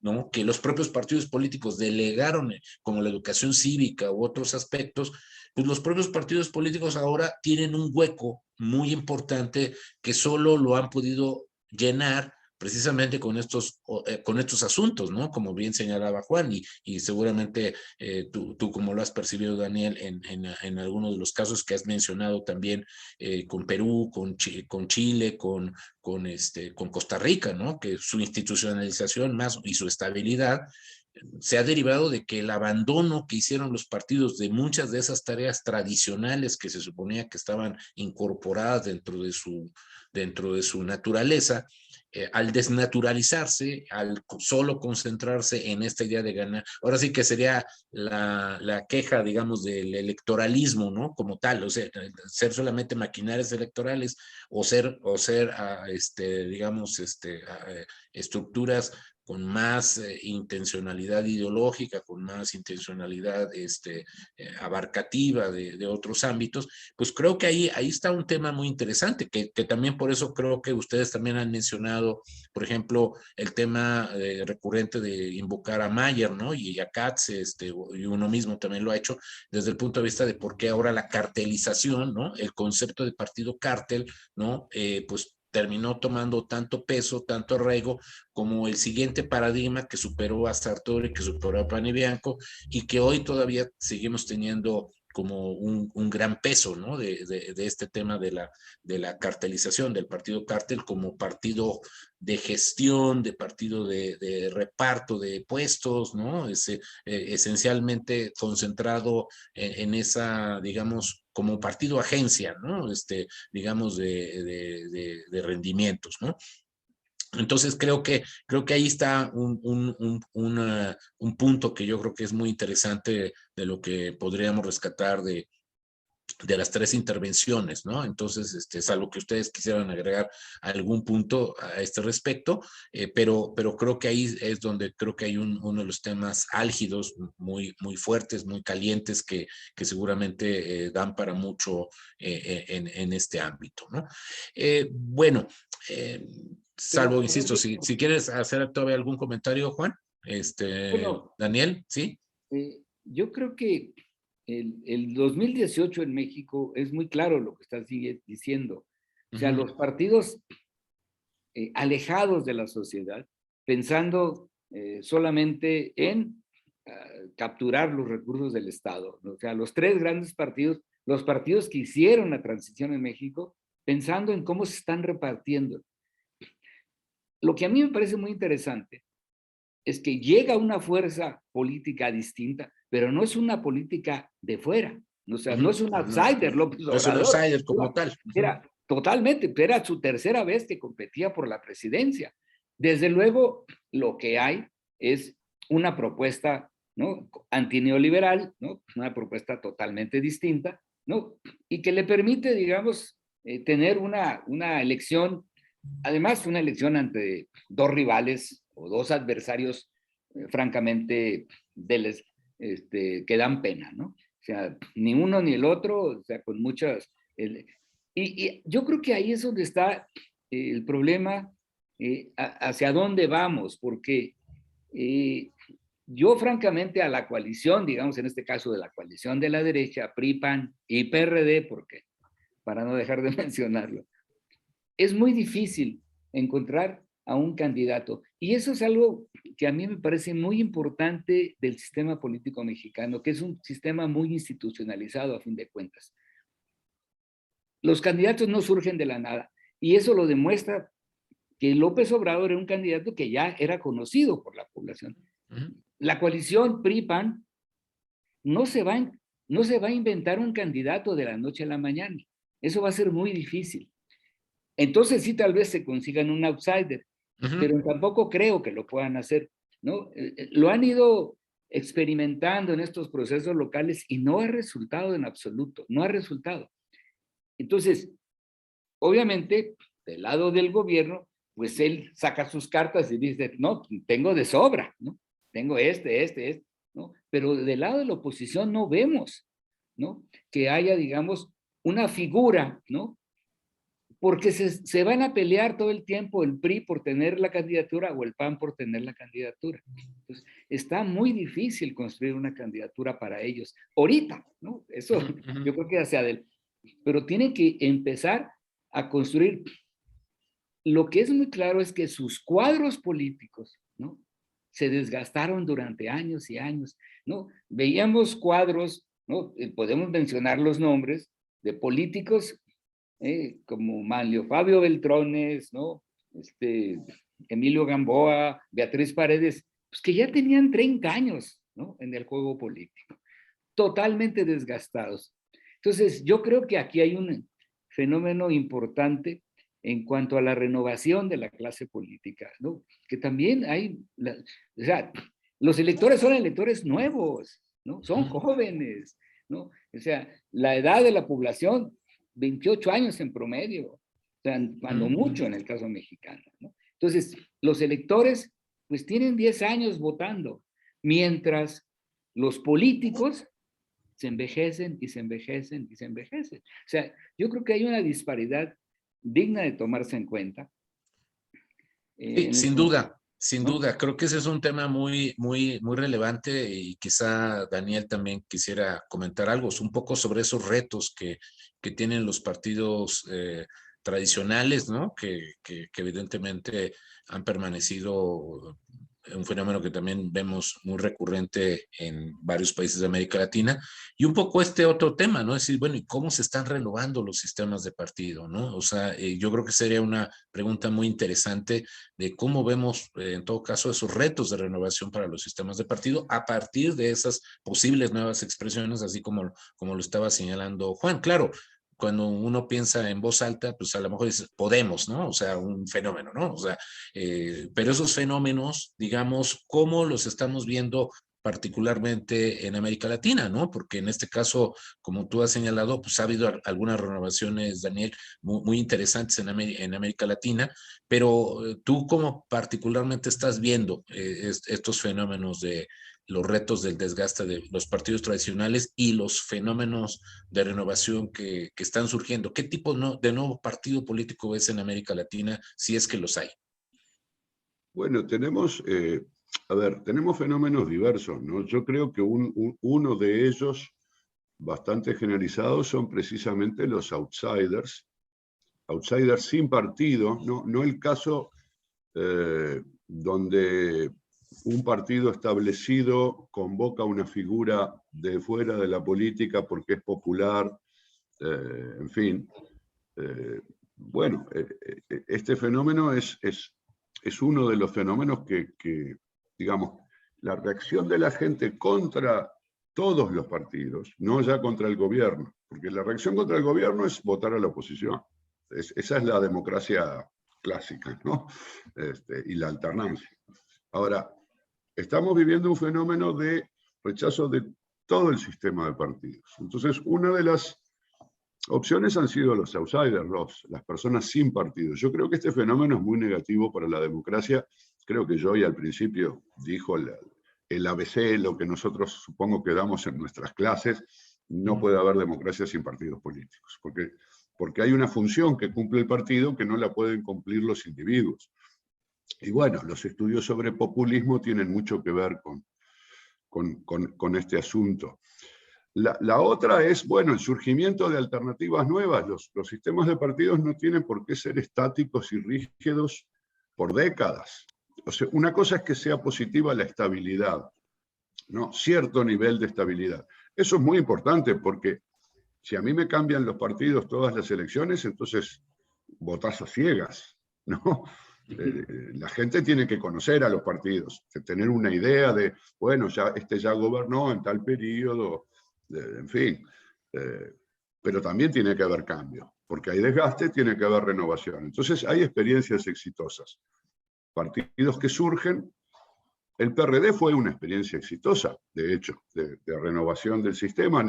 Antes del PRD, en la elección del 88, y eso duró mucho tiempo. Después tuvo este desbarrancamiento, bueno, tan fuerte que ustedes conocen bien.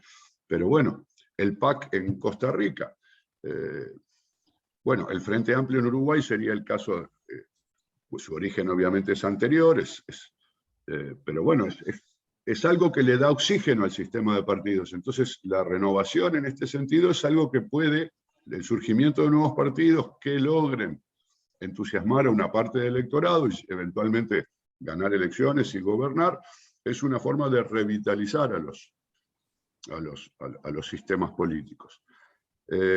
Y yo lo que quería decir ahora, tal vez pasando como un aviso de colegas y en parte del caso uruguayo, es que hay un par de estudios recientes que se publicaron. Uno de ellos, el primero es de Oxford University Press, que es un libro que es la tesis de nuestro colega Fernando Rosenblatt, que hizo el doctorado en Chile. El libro se llama Party Vibrancy and Democracy in Latin America. Vibrancy, yo lo traduciría por vitalidad, ¿no? La vitalidad de los partidos y la democracia. Y es un estudio interesante, cualitativo, comparando partidos de Costa Rica, Chile y Uruguay, precisamente. Y el autor encuentra partidos vibrantes, como le llama él, en los tres casos, aunque solo en Uruguay encuentra esa vitalidad en más de un partido, ¿no? Pero bueno, él, no les voy a hacer ningún resumen del texto, pero él encuentra un conjunto de factores que explican esa vitalidad de los partidos políticos, y entonces es un texto reciente, ya les digo, publicado en el 2018, y el otro que quería sugerir es más reciente, es de Cambridge, y se llama How Party Activism Survives, y trata sobre el Frente Amplio de Uruguay, ¿no? En este caso,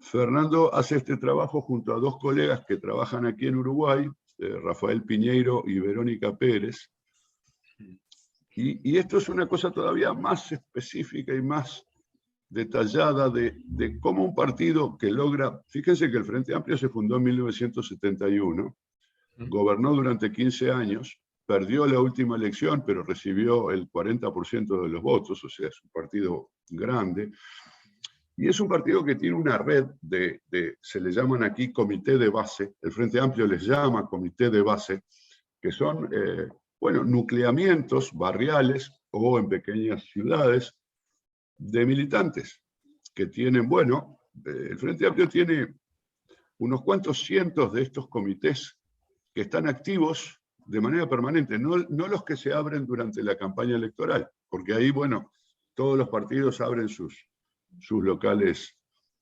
partidarios, pero el Frente Amplio tiene estos comités de base que tienen afiliados, que tienen sus reuniones semanales, que hacen algunas actividades, que participan además de la estructura de decisiones dentro del partido, porque el Frente Amplio tiene sus unidades departamentales y luego tiene el Congreso en el nivel nacional. Creo que el PT de Brasil es un partido en este sentido también bastante vital, que tiene estas estructuras militantes y activas. Y aquí hay una de... El partido... creo que Joy dijo casi que el modelo que aprendimos, que era el catch-all party de Otto Kirchheimer, ¿no? que surgió un poco, bueno, precisamente por la más mediatización de la política, y le quitó al partido esa necesidad de estar en contacto directo con los votantes, con las personas, con la gente común. Y yo creo que esa, digamos, no digo que sea una fórmula realmente, porque además es como no es repetible, pero cuando un partido logra tener en el terreno una militancia numerosa, con presencia en todo el territorio, con contacto con la sociedad, tiene más chances de sobrevivir, y un sistema que tenga partidos, más de uno, no solo uno, porque si tiene uno solo con esas características, corremos el riesgo del Partido Socialista Unificado de Venezuela, ¿no? o del Partido Comunista Cubano, que sí, que tiene sus estructuras militantes en todo el territorio, solo que hay un solo partido que las tiene y que es el dueño de todo.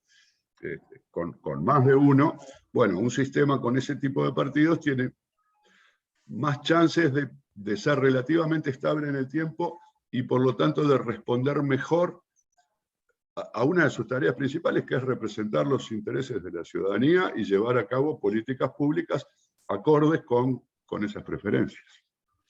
Sin duda, ese es un tema, yo creo que, Daniel, que tú colocas y que, bueno, también seguramente Juan tendrá una opinión, pero yo diría cómo es la dificultad, digamos, de cómo lograr una adecuada y representación agregada de intereses, ¿no? Que creo que los partidos políticos tienen también, desgraciadamente, en muchas ocasiones, esta tabula rasa, como la que tú estás señalando. O sea, a veces es esta homogenización o esta homologación que a veces no permite esos matices, ¿no? Que hagan que la organización incluso pueda ser capaz de generar causas, ¿no? O sea, lo que dirían la terminología, las advocacy coalitions, ¿no? O sea, digamos que un partido político es un partido de causas, ¿no? Y esas causas a veces se tamizan tanto, se homologan tanto, o se reducen tanto a la imagen y semejanza del líder en turno o al del grupo hegemónico, es decir, los mismos partidos políticos quizá pierden flexibilidad y pluralidad en ese sentido, ¿no? O sea, ya sea por la famosa tesis de la ley de hierro de las oligarquías, famosa de Mikkels, pero quizá el gran problema de cómo equilibrar, cómo mantener ese balance interno de ser un partido de causas, ¿no? Que le permita y le facilite también tener una pluralidad al interior, digamos, desde ese punto de vista programático, de que puedan tener congresos, debates, deliberaciones. Yo creo que esa pérdida de la vida interior de los partidos políticos también, indudablemente, creo que es un elemento muy significativo, ¿no? De lo que quizá, digo, salvo su mejor opinión, creo que ahí hay una parte que creo que también puede ayudarnos a explicar un poco la crisis actual, digo, de las N crisis que ha tenido los sistemas de partidos, los sistemas electorales, pero la crisis actual que estamos viviendo con respecto a los partidos en ese contexto, en lo personal, creo que ahí hay también un elemento muy interesante que creo que vale mucho la pena considerar, ¿no? Por lo menos darle una pequeña exploración. Creo que las indagaciones que tanto Juan como Daniel nos están colocando para el público que nos está escuchando, pues creo que ahí hay una agenda muy relevante para aquellos que precisamente quieren ver por qué el desgaste de los partidos tradicionales y quizá la falta de penetración o de fuerza con la que incluso los partidos nuevos pues comienzan y que obviamente pues pues es un proceso largo, como también aquí lo señalaban Juan y Daniel, pues no, un partido político pues finalmente pues surge de coyunturas muy específicas, pero no es tan fácil que un partido arraigue, que un partido político, digamos, pueda tener un fenómeno de mediano o largo plazo. Quizá puede tener efectos o dinámicas muy pues muy iniciales, ¿no? O sea, decir, claro, hay un fenómeno de entusiasmo, ¿no? Pero después el asentamiento de ese entusiasmo, de la luna de miel al que hacía, por ejemplo, alusión Daniel para el caso de Boric, pues creo que son aspectos que son interesantes, ¿no? Para darnos una idea de, en todo caso, cuáles serían el tipo de expectativas que los partidos políticos pueden seguir concitando en realidades políticas como la nuestra, ¿no? Bueno, me gustaría, sí, por favor, Juan, sí, adelante. Digo, lo que yo observo es que no hay partidos de masas como era en el viejo estilo, pero sí, claro.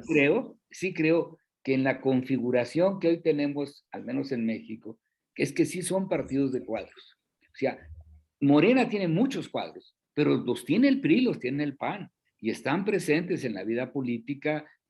Lo que sí observo es que hay poco debate, ¿no? Ahí de las ideas de los partidos hay muy poco debate, porque ahí aparecen los grandes liderazgos, digamos, dando línea o diciendo, el PRI, bueno, el PRI en realidad es un partido que siempre ha debatido muy poco, ¿no?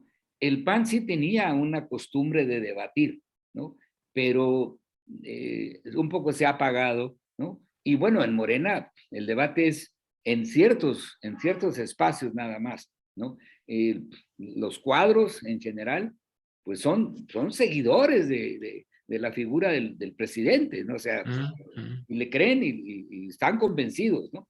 Pero sí son cuadros, eso es a lo que yo me refiero, ¿no? Ahora, es un tipo de activismo muy peculiar, como lo que señalaba ahorita, por ejemplo, viene muy al caso lo que señalaba Daniel con las recomendaciones de los libros que mencionaba, porque el activismo, creo que también eso ha cambiado mucho, ¿no? O sea, derivado de estas relaciones o dinámicas con las cuales los incentivos de pasar del partido de masas al partido cartelizado, ¿no? Pues sin lugar a dudas creo que ahí tenemos un tema muy lo que pasa es que el significativo, ¿no? cartelizado creo que se volvió una exageración, ¿no? O sea, irse de un extremo al otro me parece que no es tan real, ¿no? O sea, los partidos pues no son, digo, son de carne y hueso, pues, ¿no? Ahí están los militantes, yo les diría cuadros, ¿no? Ahí están, hacen política para su partido, y desde luego están buscando esos incentivos selectivos, ¿no? Desde luego, los están buscando, ¿no? Buscan unos más que otros y se dejan de lado esto, ¿no? Estos incentivos colectivos, ¿no? Y un poco para regresar a Pane Bianco, ¿no? Que yo diría de Pane Bianco, a mí realmente el único capítulo que me gustó fue el último, porque ya habla de los sistemas de partidos, ¿no? Es curioso, pero todo lo demás me parece hasta repetitivo y algo que no es así como... bueno, la verdad es que pues fue lo único que vimos de Pane Bianco en ese sentido y no más, ¿no? No hubo más cosas, ¿no? Como sí vimos en Sartori muchas reflexiones sobre partidos políticos, sobre el sistema, ¿no? Sobre la dinámica política, las instituciones, las elecciones, los sistemas electorales, o como en el caso del Liebherr, ¿no? O como Peter May, que abundaron en la temática. No, y como también señalaba Daniel, ¿no? El caso de Taguepera, ¿no? Particularmente, ¿no? Que él desata también esta gran revolución de empezar a estudiar con más detalle la desproporción, la nacionalización, la fragmentación, ¿no? Pero yo creo que todas esas dimensiones desde Pedersen, ¿no? Que es el que ¿Perdón? De Pedersen, sí, claro. que introduce lo Sí, de la volatilidad. Y Que yo creo que antes de Lazo y Taguepera está la obra de Douglas Ray. claro, sí. O sea, que también intentan lo mismo, ¿no? Sí, claro. Ahí, por ejemplo, sería muy interesante, muy ilustrativo. ¿Cómo están viendo ustedes, ¿no? La utilidad. Daniel comenzaba un poco con esto, ¿no? O sea, que era una de sus influencias interesantes, importantes, que lo acerca al estudio de los sistemas de partido y esta parte, digamos, de observar la dimensión propiamente dicha de la selección, por ejemplo, del sistema electoral, que obviamente pues es un factor de incentivo importantísimo para la dinámica de los partidos como tal. De alguna manera, ¿qué tanto, digamos, la famosa discusión de si los partidos influyen al sistema electoral, el sistema electoral influyen a los partidos? ¿Cómo observan ustedes este peso que el estudio de las variables de rendimiento electoral generan como un incentivo o desincentivo para los partidos, ¿no? O sea, sobre todo para su competitividad, para sus estrategias, o sea, ¿qué tanto en la literatura se ha volcado mucho esa parte o esa dimensión, digamos que también toma un peso, insisto, importante para la visión estratégica o programática de las instituciones partidistas? Daniel. Mira, sí, para mí eso obviamente fue uno de los asuntos primeros, ¿no? Justamente mi tesis doctoral estaba basada en el razonamiento de las leyes de Duverger, pensando, bueno, no puede ser que haya un número de actores que crezca indefinidamente porque hay unas reglas electorales que crean unos incentivos y dicho en términos de Cox, porque recuerdo que cuando yo estaba haciendo el doctorado tuve la suerte de tener el manuscrito del libro que iba a publicar Gary Cox en el 97. Y entonces, ya no en los términos de Duverger, que eran más antiguos, sino en términos más formales, era, bueno, un número de equilibrio, un número de competidores en equilibrio. Bueno, eso funciona de esa manera, naturalmente. Es decir, dado el sistema electoral, vamos a tender hacia una estabilización en un número de competidores. Obviamente, esto es un proceso que no es automático, sino que es resultado de aprendizajes, adaptaciones, ensayos y errores, etc. Lo que ocurre acá también es que en América Latina se ha también generalizado una especie de, bueno, de permanente estado de reforma electoral. A veces las reformas electorales van, no lo que le llamamos el sistema electoral típicamente, que es el método de asignación de cargos, sino, bueno, las campañas electorales, las encuestas, el financiamiento de los partidos, la administración electoral, todas estas cuestiones que muchas veces son perfectibles, otras veces tenemos como un exceso normativo. Pero bueno, los partidos políticos también tienden a buscar, esto es curioso porque está en la naturaleza de los políticos, reformas electorales para beneficiarse, porque creen que en determinadas circunstancias un cambio del sistema electoral los va a favorecer. Creo que ahora en México están hablando de eliminar o reducir los plurinominales. Escuché, eso fue uno de los grandes avances de la democratización mexicana, ¿no? La incorporación, el aumento del número de bancas para repartir de manera proporcional y bueno, y hacer más representativo el sistema. Pero bueno, alguien creerá ahora que como yo me puedo ganar todas las uninominales, vamos a sacar a los proporcionales que molestan. Por otro lado, los políticos muchas veces tratan de vender la reforma diciendo que con eso va a funcionar mejor la política, que las cosas van a ir bien, que se va a poder gobernar mejor. Bueno, algunas de las cosas que justamente tienen que ver con los partidos son las candidaturas independientes, que casi que son una fantasía. La experiencia mexicana además creo que es un poco frustrante, ¿no? Porque se habilitaron y no prosperaron, básicamente. Pero muchas veces a los propios políticos, para tratar de quedar bien, la gente tiene una mala opinión de los partidos, entonces los políticos dicen, ok, que no seamos los únicos que podemos presentar candidatos, que cualquiera se quiera presentar. Sí, pero ¿y cómo vas a hacer política? ¿Con gente suelta? La gente suelta debería formar un partido. O sea, al final, en términos de sistema electoral y de partidos políticos, creo que esto es una pieza clave de la democracia. Las democracias funcionan bien cuando hay un consenso al respecto. No va a durar toda la vida. Y no es que no hay... Se pueden hacer reformas electorales, pero no se pueden hacer reformas electorales todos los años, ni todos los periodos de gobierno. Porque la regla electoral es una de las reglas, primero que en muchos casos son constitucionales, y si no, incluso deberían ser constitucionales, y deberían formar parte de un consenso. Porque bajo esas reglas vamos a competir, y entonces, si esto es una democracia, yo voy a ganar y después voy a perder, porque así funciona la democracia. Nadie gana siempre. Si alguien gana siempre, no es una democracia. Entonces, yo necesito reglas que me sirvan para ganar, pero que también me sirvan para perder, porque voy a estar en esos dos lugares. Y el otro, mi oponente, tiene que razonar igual, y por lo tanto, nos tenemos que poner de acuerdo. Y yo creo que México es un ejemplo, fue un ejemplo en el proceso de reformas de los años 90, que condujo a la, digamos, democratización efectiva del sistema político mexicano. La creación del INE, bueno, con estas reformas electorales de ampliar la Cámara de Diputados a 500, con 200 diputados proporcionales, etc.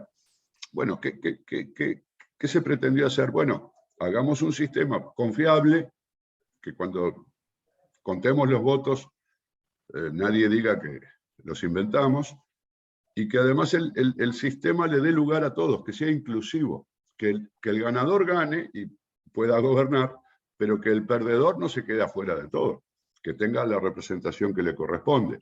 Y yo creo que esta es la clave de los sistemas electorales, de las reformas electorales, para tener una buena democracia. Sí, correcto, Juan. Sí, a mí me parece que se apunta muy claro por dónde es, digamos, esta disputa. Yo creo que en términos de la relación sistemas electorales, sistemas de partidos, desde luego que los sistemas de partidos funcionan en un contexto electoral, ¿no? Debe haber competencia para que los partidos puedan precisamente competir, ¿no? Y haya reglas claras para todos. Ahora, hay un elemento también que es importante, que me parece a mí, que es el desempeño que tienen los partidos. O sea, las elecciones no son resultado nada meramente del sistema electoral. También cuentan los partidos en la medida en que ellos buscan definir proyectos, definir propuestas, y eso es lo que de alguna manera se llama el performance de los partidos políticos. Pero en medio, efectivamente, hay ese tema que está señalando Daniel. Si en la disputa es de todo o nada, ¿no? Si en la disputa se va a ganar o perder solamente, pues resulta a veces muy conflictiva.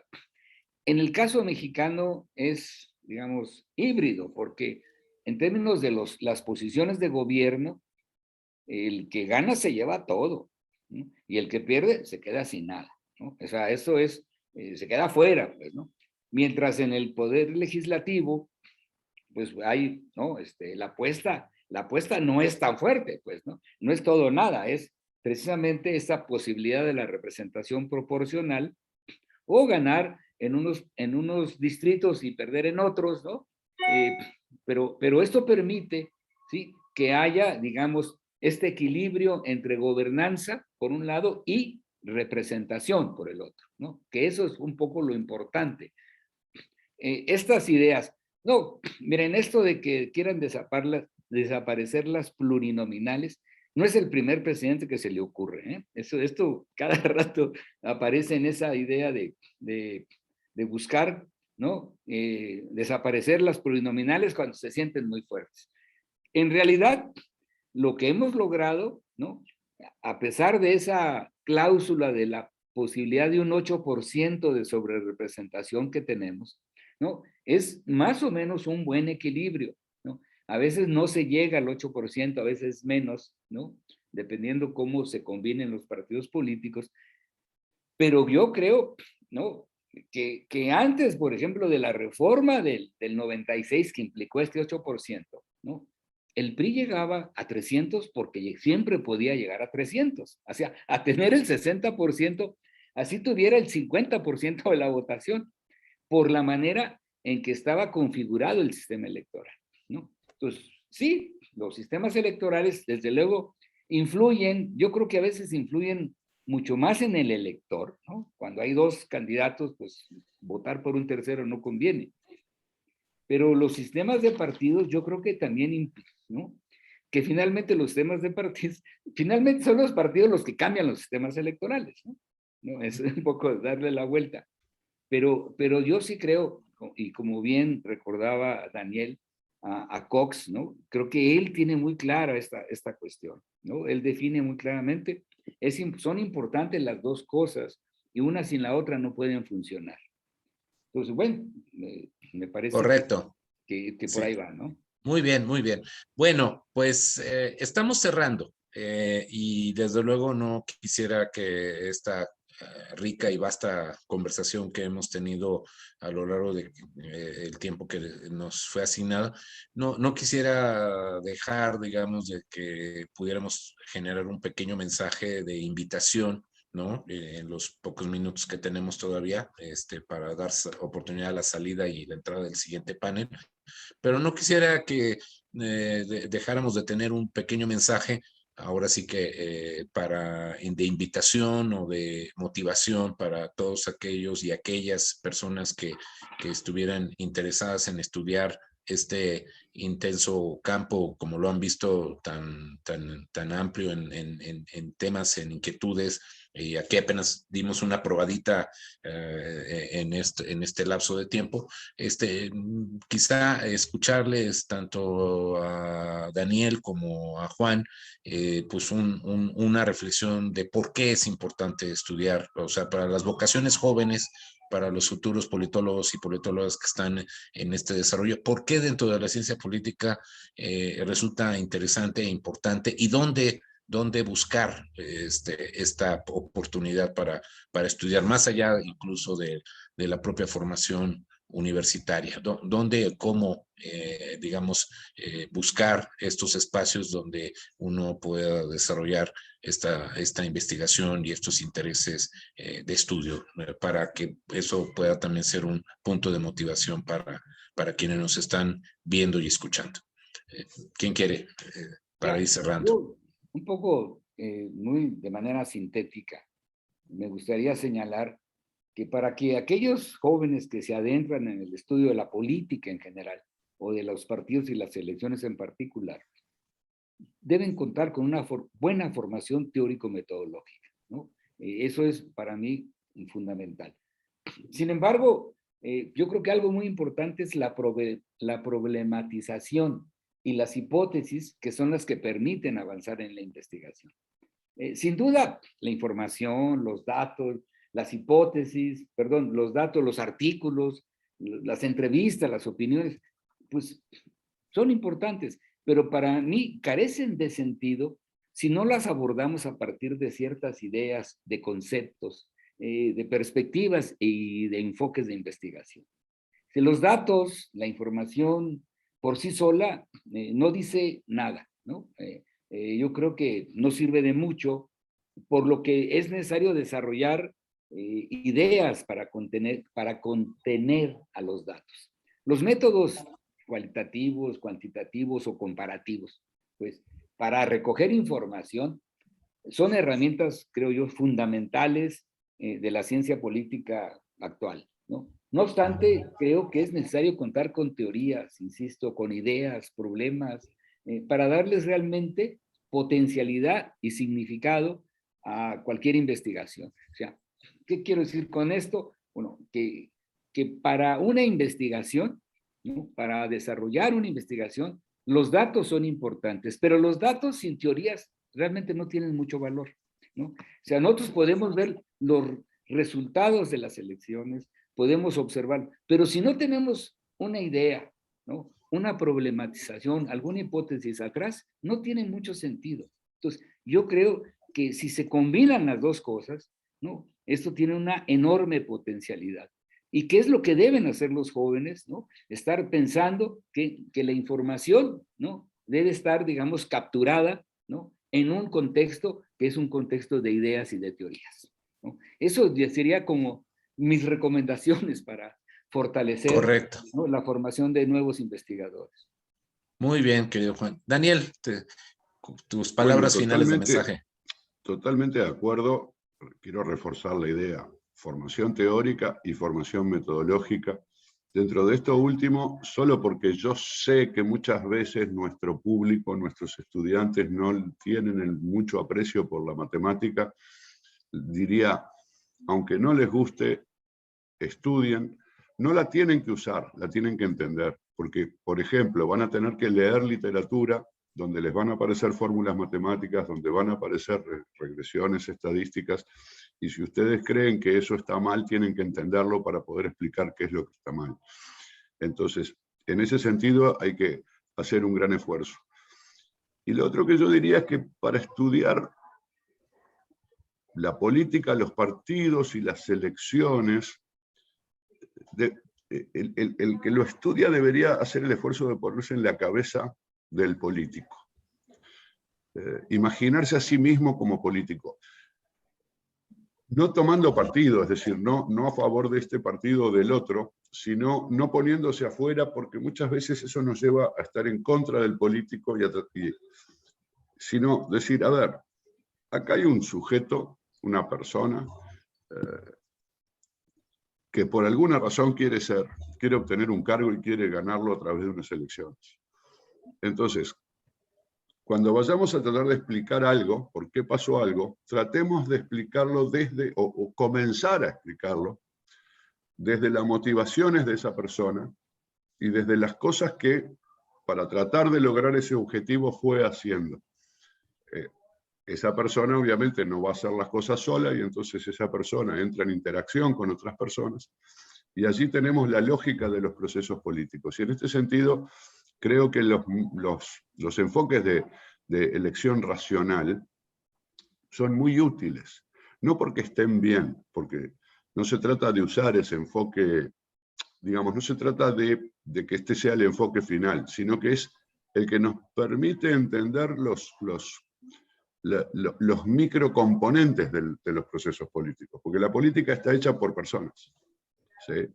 Y las personas no hacen cosas caprichosamente, las hacen por alguna razón, tienen estrategias, hacen cálculos, sobre todo los políticos. A veces los votantes no hacen tantos cálculos, los políticos sí hacen cálculos, no hacen las cosas porque sí.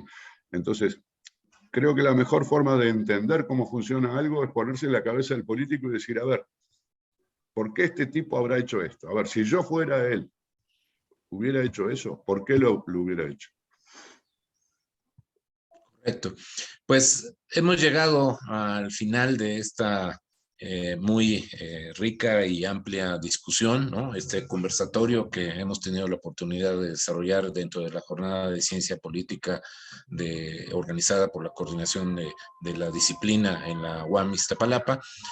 Un servidor, Víctor Alarcón Holguín, les agradece enormemente la oportunidad de haber podido estar en este panel, agradecer desde luego la intervención como presentador de Omar Peredo, agradecer desde luego también la intervención del Instituto Nacional Electoral y la Facultad de Ciencias Políticas y Sociales a través de la Cátedra Madero, y desde luego agradecer a nuestros panelistas, a nuestra panelista y nuestros panelistas, a la doctora Joy Langston, que por razones diversas tuvo que ausentarse por otro compromiso, pero que fue muy interesante su participación dentro del ejercicio, y desde luego agradecer mucho al doctor Juan Reyes del Campillo y al doctor Denel Buquet su participación y la confianza de haber accedido a estar en este ejercicio de reflexión colectiva, y pues desde luego agradecerles a todas y a todos, cada uno de ustedes quienes nos siguieron a través de estas redes de transmisión, tanto por Facebook como por YouTube. El único último mensaje es de que hagamos más y mejor ciencia política. Sin lugar a dudas, los partidos y las elecciones son importantes puntos de referencia para nuestra disciplina, y desde luego es una invitación a que estos temas, pues apenas aquí hemos generado un esbozo, pero hay muchos ámbitos donde ciertamente a partir de recomendarles la búsqueda de los materiales de la doctora Langston, del doctor Reyes del Campillo, del doctor Buquet, pues ahí podrán encontrar también mucha mayor información y riqueza de lo que aquí apenas pudimos esbozar en estos minutos y que tuvimos oportunidad de compartir. Sin más, pues muchas gracias y hasta siempre. Gracias, Víctor. Un abrazo. Y los invitamos a la siguiente. Gracias Daniel, gracias Juan. Gracias y los invitamos a la siguiente mesa que está a punto de iniciar en el siguiente bloque de 6 a 8. Muchas gracias. Hasta luego. Muchas gracias. Luego.